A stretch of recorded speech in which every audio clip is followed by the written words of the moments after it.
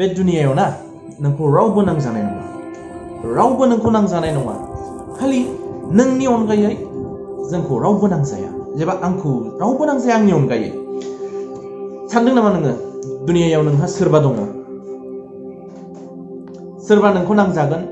नोङो खैफोदाव गोग्लैयोबा सानसे नोङो जुदि फेलें जायोब्ला सानसे नोङो गोग्लैसोयोब्ला गोबां जेंना जेंनाजों जुदि नोङो गादब जायोब्ला सानदों नामा नोङो सोरबा नोंखौ नायफैगोन होननानै नायसनगोन होननानै नांजागोन होननानै रावबो गैया दुनियायाव बयबो खालि गावखौल' नांजायो गावखौल' नांजायो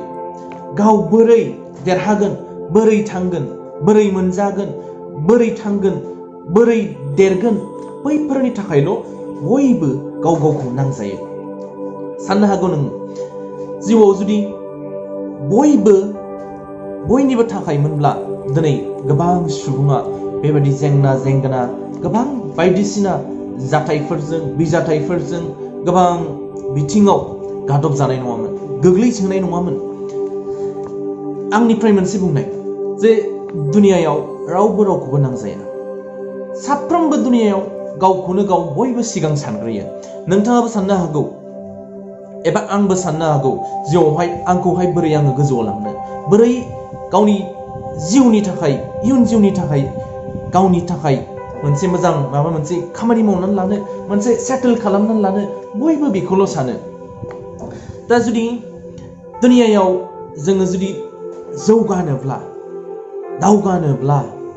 मोजां मोनसे बिथाथि मोनहैनोब्ला जोङो गावनो गाव नांजाग्रोनांगोन आंनि बुंनायनि ओंथिया बेसो जे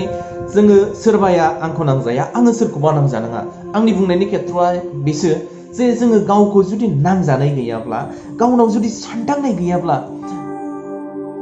नों दा सान सोरबा नोंनि थाखाय सानगोन होननानै गाबोन नोङो गोरिब जानो हागौ गाबोन नोङो बेमाराव गोग्लैनो हागौ गाबोन नोङो माबा मोनसे खैफोदजों नाथब जानो हागौ नारसिन जानो हागौ नारख्लाय जानो हागौ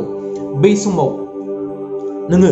सोरखौबा जुदि हालाय हाफाय नागिरबायोब्ला रावबो नोंनि साननाय बायदि नोंनि लुबैनाय बायदि नोंखौ हेफाजाब होनो फैनाय नङा बेखायनो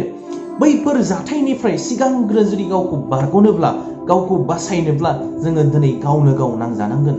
जुदि नोङो सानदोंब्ला आङो 10 बोसोरनि उनाव 20 बोसोरनि उनाव सासे गोरिब सुबुं जाहैगोन अब्ला नों दिनैनो नांजाखानांगोन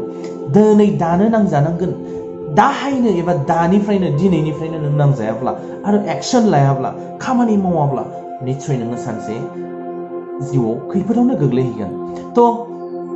बेखायनो आङो बुंदों जोङो समनि आगोल सोलायनो नाजानांगौ जोङो समनि आगोल सोलायनो नाजानांगौ जुदि समासो नोंखौ सोलायहोनो सानोब्ला एबा समासो नोंखौ सोलायजासिम सोलायनाय बिथाथिसिम लाबोयोब्ला नोङो गोबां उन जानो हागौ नोङो लेट जानो हागौ नोंनि साननाय बायदियाव जोङो मोनफुंहैनायाव गोबां लेट जानो हागौ थ' बेखायनो आङो खावलायदों लोगोफोर जोङो सोलायनांगौब्ला टाइमनि आगोल सोलाय ट्राइ टु चेन्ज बिफोर टाइम माने जोङो समनि आगोल सोलायनांगौ आरो समनि आगोल जोङो समनि आगोल सोलायनायनि ओंथिया बे नङा जे जोङो समनि आगोल सोलायनो हायो समा जोंहा बयहाबो समान दङ जिउआव सारा मुलुगाव जेसेबांनाखि मानसि दङ बिसोरनि समा दिनै बयहाबो सेम लाइफआ जेरै बयनाबो सेम बेबायदिनो समा सेम दिनै बे 24 घन्टायावनो बे 24 घन्टा समखौनो लानानै गोबां सुबुङा जाफुंसारदों गोबां सुबुङा फेल जादों थ' बिदिब्ला नोंनि आंनि साननाया बेसो जानांगोन जे बे 24 घन्टा समावनो सोरबायदि सुबुङा जाफुंसारखो सोरबायदि सुबुङा दिनै गावसिनि थांखि बादि मोनफुंहैखो आरो माबायदि दावगानानै मोनफुंहैखो अबे लामाजों हान्थिनानै मा खालामा what are their actions बिसोरनि एक्शनफ्रा मा खामानि मावथायफ्रा मा जों बैनि फारसेसो जोङो बिजिरनाया गाहाम साननाया गाहाम थ' बेखायनो आंनि दिनैनि बे नोंथांमोनजों सावरायनायनि आसोल उद्देश्यआ बेनो जे जोङो समनि आगोल जोङो सोलायनो नांगोन समनि आगोल जुदि सोलायनो हायाब्ला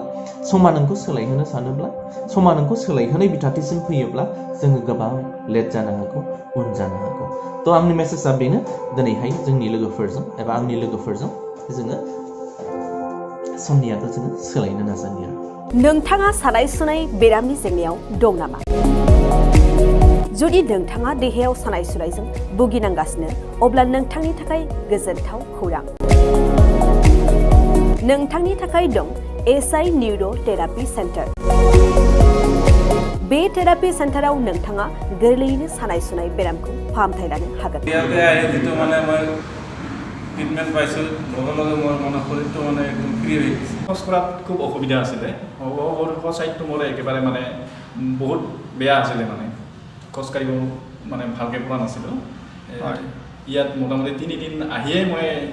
ভালকৈ খোজকাঢ়িব পৰা হৈছোঁ। सिं सानाय, आफादावरि सानाय, मोदोम जरा सानाय, आइजोफोरनि जेंना, खर' सानाय बायदि बायदि बेरामखौ बे सेन्टाराव फाहामनाय जायो।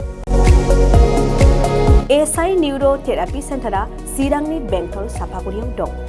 बे सेन्टाराव थानानैबो फाहामथाय लानो हानायनि सुबिदा दं। जुदि नोंथाङाबो फाहामथाय लानो लुबैदोंब्ला नैबे मबाइल नम्बर 7620160459 नङाब्ला 9476977956 आव थोंजोङै जगाजग खालामनो हागोन।